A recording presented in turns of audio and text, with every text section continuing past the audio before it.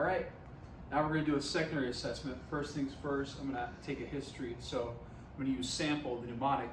So S for sample. Have any signs and symptoms? What's bothering you right now? Any symptoms of pain? Any in my hip? Yeah. in your hip? Okay. Next, are you allergic to anything? Such as No. any medications or No. pollen, No. bees?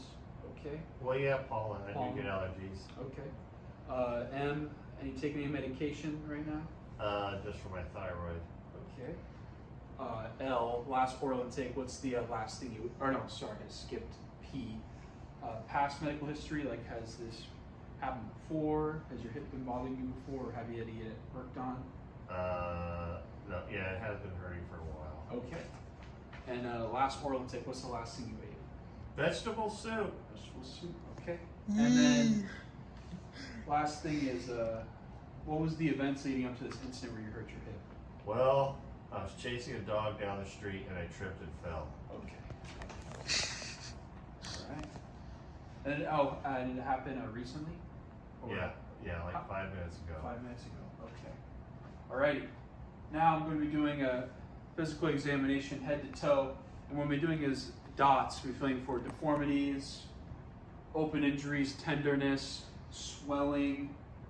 So first we're going to start with the head. I'm going to have you sit up for a little bit, if you can. All right.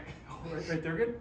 All right, so first I'm going to check for any like lacerations in the head because they took a fall, so maybe had a gash right there.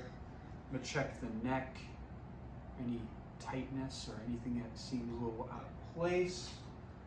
Next, I'm going to check the pupils, looking for equal, oh, I need to get a light actually.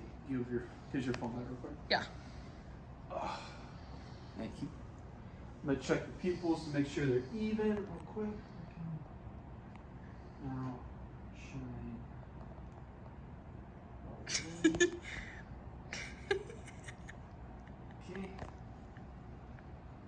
All right. Now, going to look the ears to make sure there's no fluid leaking out. Also the nose. It's cerebrospinal fluid could be leaking out. Yeah. Also, I'm going to check shoulders, chest. Next, I'm going to look for like deviated trachea or like a punctured lung. Next, I'm going to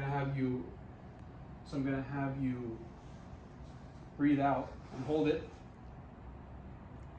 Breathe out, pain. not. No, yeah, you hold it. And Oh. I'm going to check, yeah. Oh, Just checking for any crepitus or like grinding sounds while pushing the ribs. I'm going to check the abdomen. Now I'm going to palpate the 4 quadrants. 1, 2, 3, 4. I'm looking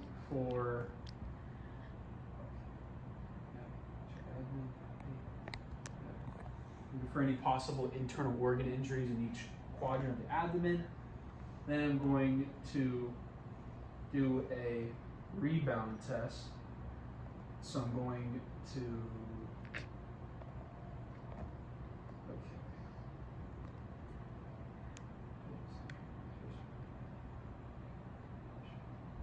Dead air. Sorry. So I pushed right here with the thumb. Let it come back up to make sure it's right there. Just like want to look for that bounce back, the rebound. Sorry about that. Next, I'm going to check the pelvis, the hips. See, that's like I know it's hurting you. So feeling like right here more. Yeah. Okay. Now I'm gonna look at sides. Pelvis here. Greater trochanter. Looking for incontinence. Then I'm gonna look. I'm gonna pee myself. Sorry. Now I'm gonna check for the legs. Again, just trying to feel for any deformities, any swelling. Check this one. Checking this one. Now going to, if they had their shoes off, I would check the capillary beds like I did before with the knee. Again, just squeezing it, waiting for blood or color return within 1 to 2 seconds to ensure good blood flow. I check the arms, hands, same thing. Squeeze the fingernail, turns them in 2 seconds. Then I'm gonna have you roll onto your side. I'm gonna check your back. Any things going wrong with your spine. I need change back there. Come on. And I'm gonna put you in the recovery position. So actually, I'll have you take this arm. Sorry. What? Where am I going? I'm gonna have to take this arm, Yeah. put it right here on your head, Okay. and then have this arm just be resting to your side like Right. that. Okay. Knees already up. And this is like a recovery position. So if you want to like, oh wait, no, you'd have like your arm kind of like, yeah, just like that, yeah. So if you're like treating for a patient, and like also like they're unconscious, you want to make sure you leave them like in this recovery position, because sometimes they could be sick. You don't want them to like be lying on the ground and they vomit and then they unfortunately drown their own vomit. So you want to make sure they're lying on their side. So any kind of like weird situations like that, I encourage you to be okay. And then yeah, that is all.